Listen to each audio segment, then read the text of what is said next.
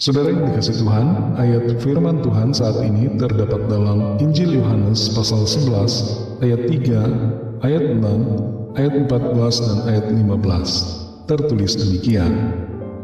Dan Lazarus yang sakit itu adalah saudaranya. Kedua perempuan itu mengirim kabar kepada Yesus, "Tuhan, dia yang engkau kasihi sakit."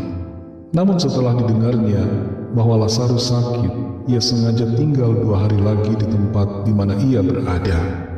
Ayat 14 dan 15, karena itu Yesus berkata dengan terus terang, "Lazarus sudah mati, tetapi syukurlah aku tidak hadir pada waktu itu, sebab demikian lebih baik bagimu, supaya kamu dapat belajar percaya."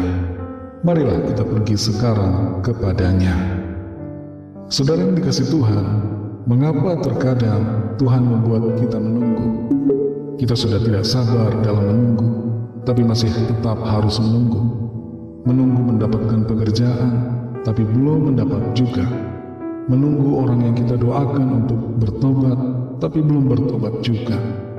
Menunggu untuk bertemu dengan calon pasangan hidup, tapi belum ketemu juga. Menunggu suami atau istri kita berubah sikapnya, tapi belum berubah juga. Meskipun kita sudah berdoa, menantikan jawaban, tapi belum ada jawaban. Yusuf harus menunggu 13 tahun sebelum ia jadi pemimpin. Prosesnya pun tidak mudah. Ia harus melalui berbagai keadaan sulit. Musa harus menunggu 40 tahun sebelum ia naik menjadi seorang pemimpin atas bangsa Israel. Selama waktu penantian itu, ia menjadi seorang penggembala ternak di padang. Daud harus menunggu sekitar 13 tahun untuk benar-benar menjadi raja di usianya yang ke-30. Padahal ia sudah diurapi oleh Nabi Samuel di usianya yang masih muda, kurang lebih ketika ia berumur 17 tahun. Banyak hal dalam hidup kita di mana kita diharuskan menunggu oleh Tuhan. Apa maksudnya? Mengapa kita harus menunggu? Jawabannya yang pertama, karena waktunya belum tepat. Dalam Pengkhotbah 3 ayat 11 dikatakan, ia membuat segala sesuatu indah pada waktunya, bahkan ia memberikan kekekalan dalam hati mereka. Tetapi manusia tidak dapat menyelami pekerjaan yang dilakukan Allah dari awal sampai akhir.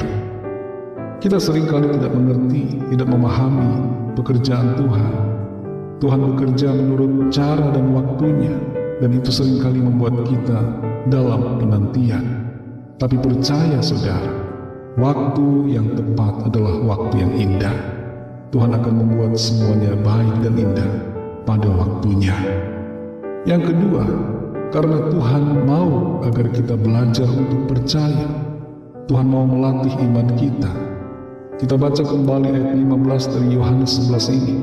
Di situ Tuhan Yesus katakan, "Tetapi syukurlah aku tidak hadir pada waktu itu, sebab demikian lebih baik bagimu, supaya kamu dapat belajar percaya." Terkadang Tuhan kelihatannya menunda. Tuhan sepertinya mengulur waktu untuk menjawab doa kita. Tapi di balik semuanya itu ada maksud Tuhan, supaya kita bertumbuh dalam iman, belajar untuk mempercayai Tuhan, dan tidak beralih kepada yang lain. Tuhan mau kita kuat teguh beriman kepadanya. Yang ketiga, karena Tuhan mau agar kita sabar di dalam proses dan berserah diri kepada kehendak-Nya. Dalam Roma 12 ayat 12 dikatakan, "Bersukacitalah dalam pengharapan, sabarlah dalam kesesakan, dan bertekunlah dalam doa."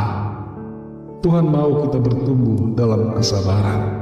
Kalau seandainya setiap permintaan kita selalu dipenuhi dengan cepat, maka kita tidak akan bertumbuh menjadi orang yang sabar. Salah satu dari buah roh adalah kesabaran, dan Tuhan mau memproses kita menjadi orang-orang yang sabar. Saudara yang dikasih Tuhan, adakah sesuatu yang saat ini sedang saudara nanti-nantikan?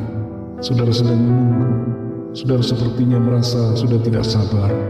Mari tetap berdoa dengan tekun, percaya kepada Tuhan, nantikan Tuhan untuk bekerja dalam hidup saudara, tepat pada waktunya yang indah.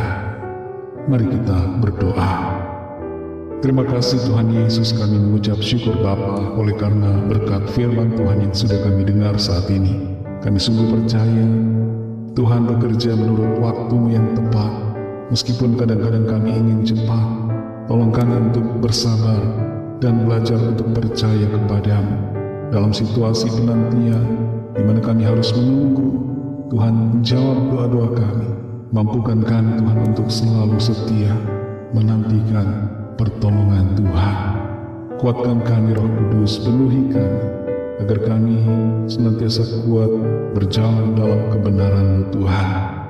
Berkatilah kami di sepanjang hari ini, dalam segala tugas aktivitas kami, dalam semua yang kami harus lakukan, tanggung jawab yang Tuhan berikan.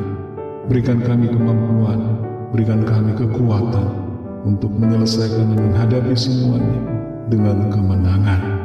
Kami berdoa bagi yang sakit dan yang sedang dalam pergumulan persoalan, agar tangan Tuhan menjamah, melawat, menyembuhkan, memulihkan, menyempurnakan tubuh kami, dan Tuhan memberikan jalan keluar, kelepasan, mujizat yang ajaib atas setiap kami yang sedang dalam pergumulan, persoalan, dan masalah.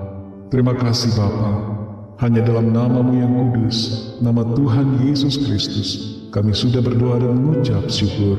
Haleluya.